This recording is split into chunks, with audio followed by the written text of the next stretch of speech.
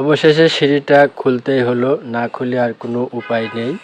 যেহেতু আমি আসছি আজকে গত ২-১ দিন, এখনও দায়িত্ব বুঝে নেয়নি। আগের একটা ফোরম্যান এখানে অলরেডি আছে।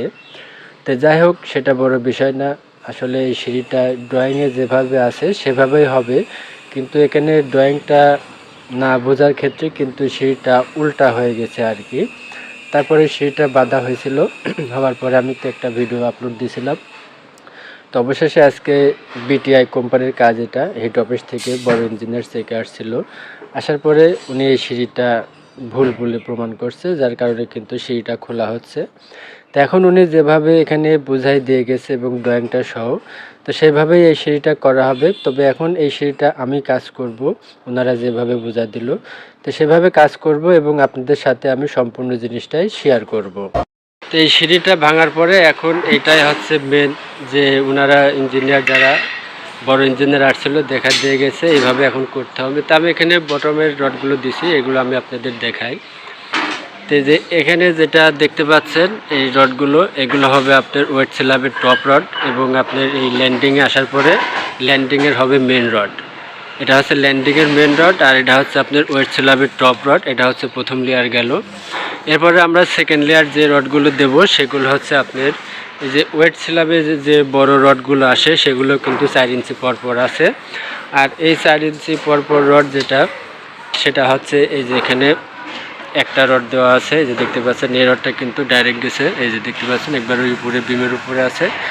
আর এখানে যে ল্যান্ডিংয়ে আছে সেখানে কিন্তু এই রডটা টপে আছে। তো এখন এই টপের রডটাও প্রত্যেকটা 4 ইঞ্চি পরপর যাবে।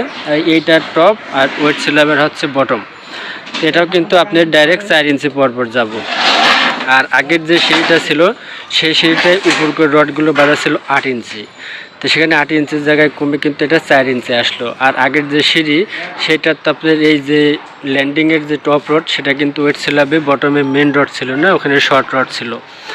আর এই ল্যান্ডিংয়ের যেটা মেন রড ছিল সেটাও কিন্তু টপে ছিল, এটাও এখন টপে আছে। তবে ওইটা আপনার ল্যান্ডিংয়ের যেটা ছিল সেটা হচ্ছে এখান থেকে 2 ফিট 6 ইঞ্চি এই পর্যন্ত ছিল। সেই জায়গায় এখন নিচের যে মেন রডটা, সে রডটা ডাইরেক্ট একবারে লাস্ট মাথা পর্যন্ত গেছে, এবং ওই রডটাই কিন্তু আপনার এখানে আসার পরে এই যে টপ রড হয়েছে। তো এই যে এটা এখন মেন রড, সেটা হচ্ছে ওয়েট স্ল্যাবের মেন রড এটা। আর আপনার ল্যান্ডিংয়ে আসার পরে এটা হচ্ছে টপ রড। তো এই রডগুলো একটা এখানে দেওয়া আছে, আমরা এখন বাদ বাকি রডগুলো দেবো, আপনাদের সরাসরি দেখাই। তো এই যে আমাদের রডগুলো উঠতেছে, এগুলো হচ্ছে আপনার ওয়েট স্ল্যাবের মেন রড হবে, এবং আপনি এই যে ল্যান্ডিং দেখছেন এই ল্যান্ডিংয়ে আসার পরে এটা হবে হচ্ছে আপনার ল্যান্ডিংয়ের টপ রড। আর এই যে এই ছেলেটা এ হচ্ছে জাহিদ, এর বাড়ির মাগুরা, ও আমার একজন সাবস্ক্রাইবার ছিল। তবে ওই আমাকে এখানে নিয়ে আসছে এটা করার জন্য, তো আমি আসছি। তো যাই হোক, আপনাদের যদি কখনো দরকার হয় কল করবেন, অবশ্যই যাব। এই দাও রডগুলো ঢোকাও, দাও সুন্দর করে দাও। হ্যাঁ, আরে প্লেস যখন বাঁধার সময় প্লেস করা যাবে, ঠিক আছে? দাও। এই যে দেখতে পাচ্ছেন আমরা এখন সব রডগুলো ঢোকাই দিচ্ছি। আরে ভাই দে না।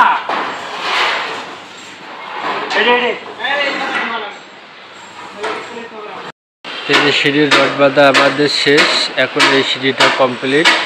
আর ইঞ্জিনিয়ার এসে চেক দিয়েও গেছে, সেও বলছে এই সিঁড়িটা এখন ওকে আছে। তো আগেরটার আর এইটার মধ্যে পার্থক্য কী সেটা আমি আপনাদের দেখাই। আর সব থেকে মূল বিষয় হচ্ছে এটা হচ্ছে কোম্পানির কাজ, এটা বিটিআই কোম্পানি। আর এই কোম্পানির কাজের জন্যই কিন্তু এত ঝামেলা। তো সকল ঝামেলা শেষ করে লাস্টে কমপ্লিট করতে পারছি, এইটাই অনেক কিছু। তো আগেরটার মধ্যে আর এটার মধ্যে পার্থক্য হচ্ছে আপনার ওয়েট স্ল্যাবের যেটা মেন রড হয়েছে এইটা এসে আপনার এই ল্যান্ডিংয়ের হয়েছে টপ রড, আর ল্যান্ডিংয়ের যেটা আপনার মেন রড সেটা ওয়েট স্ল্যাবে যাওয়ার পরে হয়েছে টপ রড। আর এখানে মাঝে যে একটা রড দেওয়া হয়েছে এটা শর্ট রড।